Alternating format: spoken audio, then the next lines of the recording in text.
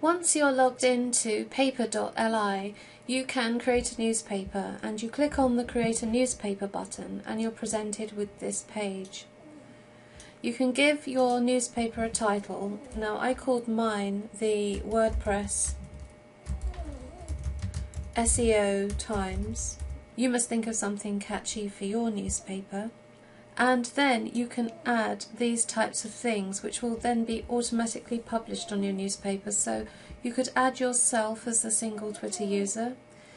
You could add the people you follow, but then obviously you're going to have whatever they say on your newspaper.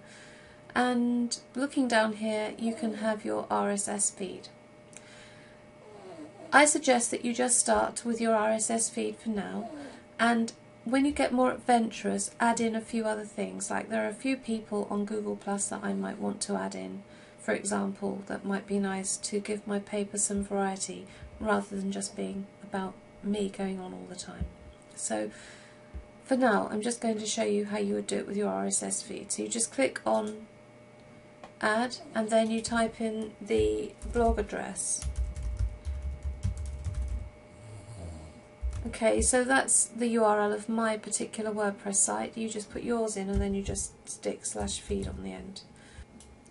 And then you can set the language, and you can check these buttons so that when stories come in that don't fit your niche, like for example I might not want any sports on my WordPress SEO paper, I would uncheck that, but there's no danger of that at the moment because I'm only using my own RSS feed. So you need to play around with these when you decide to start adding in other people's feeds and other people's information, stuff that didn't originate with you, into your newspaper.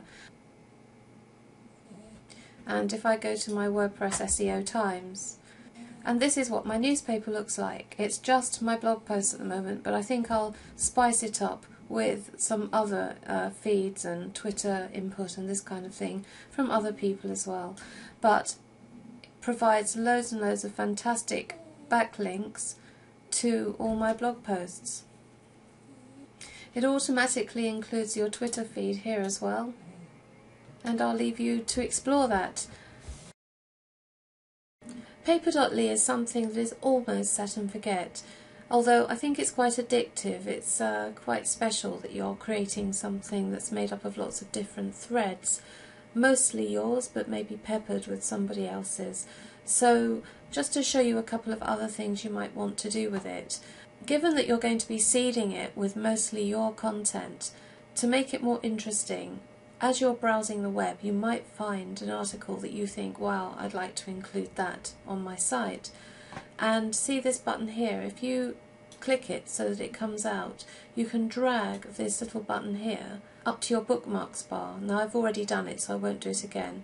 But basically what that means is you end up with a little button here that whenever you're surfing the web, and I'll just go over to another website, I'll just use one of ours for now, Slicker Flicker, and I'll try to find an article on there that I think's interesting for us to publish on the paper. So what I'll do is I'll pretend I've just come across this and I want to add it to my newspaper. I go OK, click this. It brings up a pop-up window. It gives me a choice actually. It says I can just have the one article added to the paper, or I can just say I want the whole RSS feed.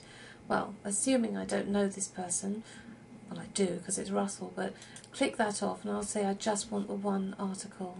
And I'll just put it on the WordPress SEO Times and then say add to paper. Okay, so you could be just surfing the web and think, oh, I'll add that to my paper just to spice it up a bit. So if we go back and do a reload, oh, there it is, there's the article there. So if I click on it, it takes you to the actual article page. So it's a fabulous backlink that I've built for each of the articles that have been published here.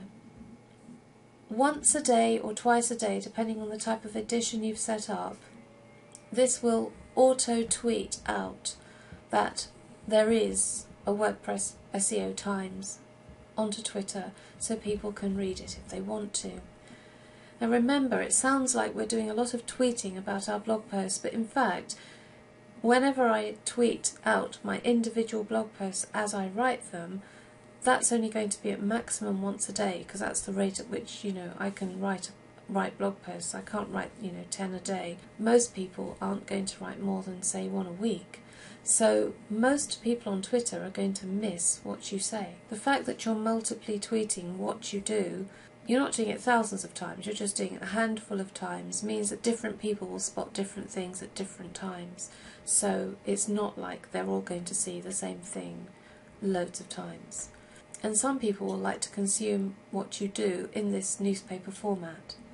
It should auto-tweet. If nobody visits your site, if nobody visits your newspaper, it will actually stop doing this because it doesn't think that anybody's interested. So you'll have to come along and press this green button here to essentially publish it. Now it's telling me I can't do it because I've already done it, but basically you press this button here to start publishing your paper, which means that it will auto-tweet every day or twice a day when the paper changes, because it's received something new in the feed. If ever it stops doing it, you just have to come back here and press this button again.